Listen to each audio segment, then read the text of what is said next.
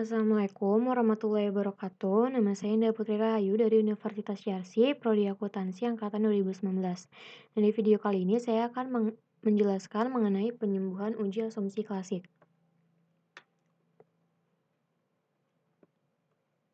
Nah, di sini ada penyembuhan data pada uji autokorelasi, di mana data teridentifikasi terdapat gejala autokorelasi. Nah, menurut Ghazali ada beberapa pengujian yang dapat dilakukan seperti uji Durbin-Watson, uji statistik Q, serta uji rantes. Uji autokorelasi bertujuan untuk menguji apakah dalam model regresi ditemukan adanya korelasi antar variabel pengganggu atau residual pada periode T dengan kesalahan pengganggu pada periode sebelumnya. Jika terjadi korelasi antar variabel pengganggu, maka hal tersebut dikatakan adanya masalah autokorelasi. Dasar pengambilan keputusan dalam uji autokorelasi Durbin-Watson. Yang pertama, jika D atau Durbin-Watson lebih kecil dari DL atau lebih besar dari 4 min DL, maka H0 ditolak, yang berarti terdapat autokorelasi. Jika D terletak antara DU dan 4 min DU, maka H0 diterima, yang berarti tidak ada autokorelasi. Sedangkan jika D terletak antara DL dan DU atau di antara 4 min DU dan 4 min DL, maka tidak menghasilkan kesimpulan yang pasti. Kelemahan pengujian autokorelasi pada uji Durbin-Watson. Uji Durbin-Watson mempunyai kelemahan, yakni jika nilai Durbin-Watson terletak antara DL dan DU atau di antara 4 min DU dan 4 min DL, maka tidak menghasilkan kesimpulan yang pasti, apakah terjadi gejala autokorelasi atau tidak.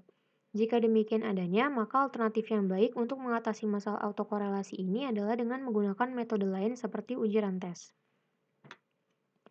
Faktor-faktor lain terjadi gejala autokorelasi adalah sebagai berikut. Yang pertama, adanya kesalahan dalam pembentukan model regresi. Yang kedua, tidak memasukkan variabel yang penting dalam model regresi.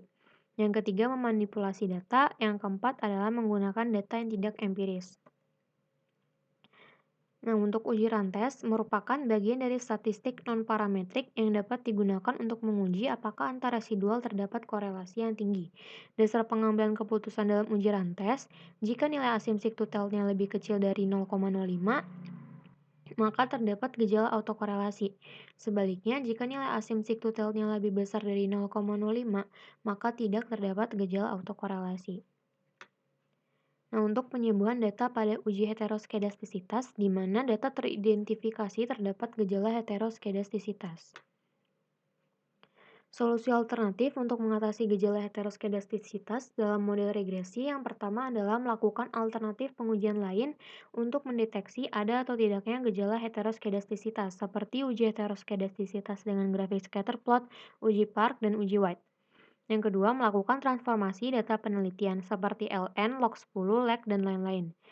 Yang ketiga, melakukan outlier terhadap data yang ekstrim atau jika diperlukan, maka kita boleh menambahkan sampel baru supaya sebaran data menjadi lebih bervariasi atau beragam.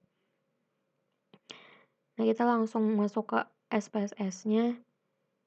Nah, di sini saya udah punya data. Yang pertama itu kita lakukan uji autokorelasi dengan uji Durbin-Watson. Caranya kita klik Analyze, lalu klik Regression, lalu klik yang linear. Nah, yang independennya ini kita masukkan yang variabel Y.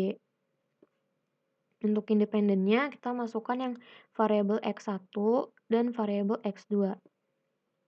Di statistiknya, kita klik yang Estimates, Model Fit, dan Collinearity Diagnostic. Untuk residualnya, klik yang Durbin-Watson. Lalu klik Continue, lalu yang di Save, itu klik yang Unstandardized di residualnya. Lalu Continue, klik OK. Nah, di sini udah ada outputnya. Nah, ini lihatnya tuh di tabel model summary. Di sini nilai Durbin-Watsonnya adalah 1,072.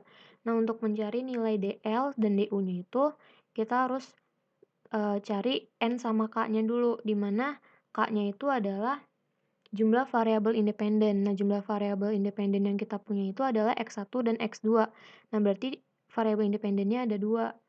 Nah, terus untuk N-nya itu adalah jumlah sampel yang digunakan. Nah, jumlah sampelnya ini kita bisa lihat di sini, dan di sini jumlah sampelnya ada 12. Nah, berarti kita lihat di tabel DW-nya, nah K-nya itu kan tadi ada 2. Nah, untuk N-nya itu tadi juga 12. Berarti untuk nilai DL dan DU-nya kita pakai nilai yang ini, di mana DL itu adalah 0,8122 dan DU adalah 1,5794. Kita balik lagi ke outputnya. Nah, outputnya ini kan Durbin Watsonnya 1,072, di mana nilai DW ini ada di antara nilai DL dan DU, yang artinya tidak menghasilkan kesimpulan yang pasti. Nah, maka dari itu, kita perlu melakukan penyembuhan data dengan uji lain, yaitu uji rantes. Nah, caranya itu kita klik Analyze, lalu klik Non-Parametric Test, lalu pilih yang Legacy Dialogs, lalu pilih yang Runs. Nah, untuk tes variable list-nya, kita masukkan yang nilai unstandardized residualnya. Lalu klik OK. Nah, di sini kita lihat nilai asymptotic to tell-nya ini adalah 0,762, di mana 0,762 ini dia udah lebih dari 0,05, yang artinya data ini udah tidak terdapat gejala autokorelasi. Nah, sekian penjelasan dari saya, kurang lebihnya mohon maaf. Wassalamualaikum warahmatullahi wabarakatuh.